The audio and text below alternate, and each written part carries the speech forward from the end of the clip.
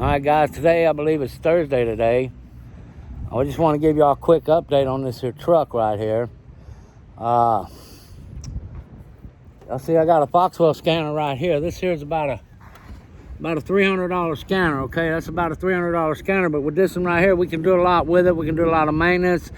We can reset a lot of things. We can take codes and we can reset your tires. There's a lot we can do with it, but it does not display live graphics. It does not live data. It won't give me live data, and it won't display each individual injector and whatnot. So what I've done is I ordered this morning an Autel Pro MT808, something like that, a Pro.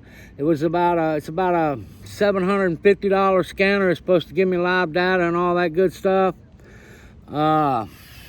Yesterday I went and talked to Samir at Kaiser Automotive. Now, Samir at Kaiser Automotive, he's got the big white dually, okay? Because the big white dually for that tropical storm we had, it sprung a big leak, and we didn't find it till Friday, and it fried all the electronics on it. So that there's covered by insurance. We got full coverage insurance on it.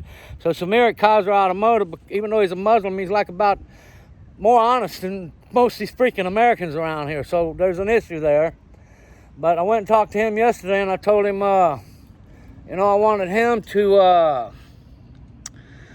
run a scan tool on it rather than me buy this one for $700 this morning, $800.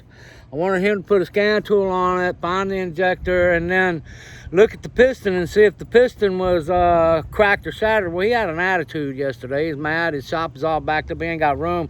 And basically what he said was, he ain't got room for it right now. Let him do that white truck. When he gets done with the white truck, then he'll do this one. He understands the game that, he wants us to come behind somebody else's work, and we want a professional, reputable opinion for evidence, okay? Because what they did here was, I'm telling y'all, they sabotaged this truck, and even if they didn't, they made a wrong diagnosis, and they charged my son $1,100.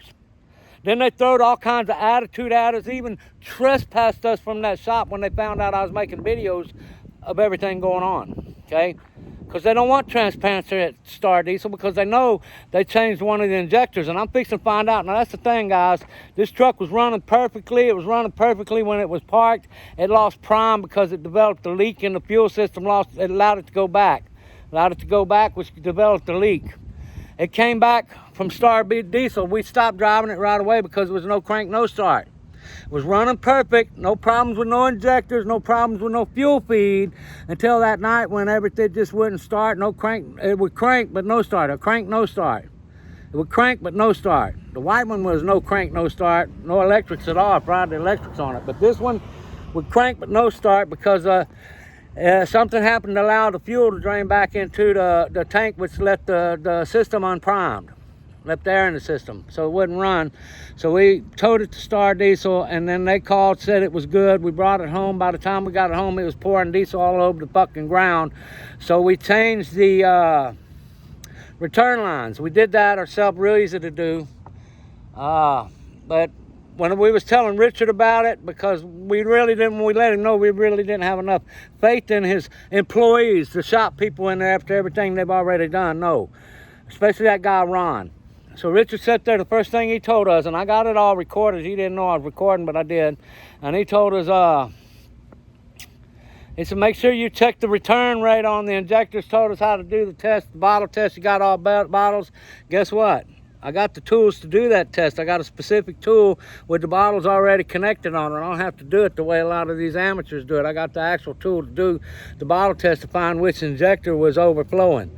But it's not an overflow problem. It's a stuck injector is what it is. There's a stuck injector that they put in this truck in order to make them more money, to sabotage, to get them another quick 1,000. But when we went back, Richard was sitting there telling us right away how to test injectors, because they know what they did. He knows what they did. He knows what they did. I'm pretty sure of it. That's why, bring it back to us. We'll fix it. We'll charge you another $1,000. We'll tell you I had a bad injector. We'll charge you another $1,000 plus the injector lines out. We're going to get our money, so don't worry. We'll pay for the tow. No, we don't trust you enough to let you bring it back. But in case Okay, when you create a fuel problem like that, a bad injector in this truck, and we drove it from Texas City to here, and then another 6 miles after that, after we changed the return line, and they intentionally put a bad injector in there, this can cause catastrophic damage to the interior of the engine. It can cause the piston to actually crack and sometimes even shatter. So we got the endoscope already, and like I said, I ordered the scan tool this morning. It should be in a couple of days.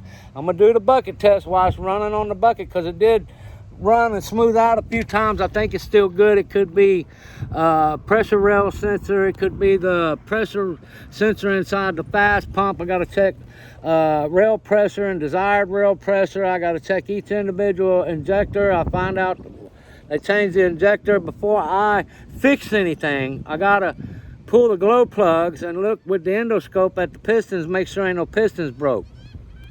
Now, if there is a cracked piston or a broken piston due to their negligence or their misdiagnosis and us bringing it home, that means the engine needs to be completely rebuilt, taken out and completely rebuilt. It's about a $14,000, $15,000 job. The truck is worth $12,000 to $14,000. So the only thing we will be able to do is file a small claim suit against Star Diesel for the value of the truck. We'll probably ask for about $9,000, and we're going to keep the truck, because then I will pull this motor out right here in my driveway, put it on the engine stand, rebuild it, and over the next year I'll make this truck run again. But it's a lot of work. And the air conditioning that he just paid Star Diesel all that money to fix, it has to be drained. You can't just pick it out and move it out the way on a Duramax in order to pull the engine. You got to disassemble the air conditioner. You got to uncharge it, take all the Freon out of it, and then remove all the lines, because the lines are in the way of getting the motor up and out. Okay, so you got to take those out the way, and you got to remove the whole front clip. Now, that might be a problem on this truck right here, because this bumper is actually welded up in there, but I can probably get all of it except for the bumper. If I can get it all except for the bumper, I will be okay, man. But I really think that bumper, they welded it on in there, okay? But at any rate, guys, I just want to give y'all an update this morning. I ordered an Autel scanner. It's one that'll do for me what I need to do here. I got one vehicle to diagnose. I would have rather just paid a shop and let them do the proper diagnostic testing.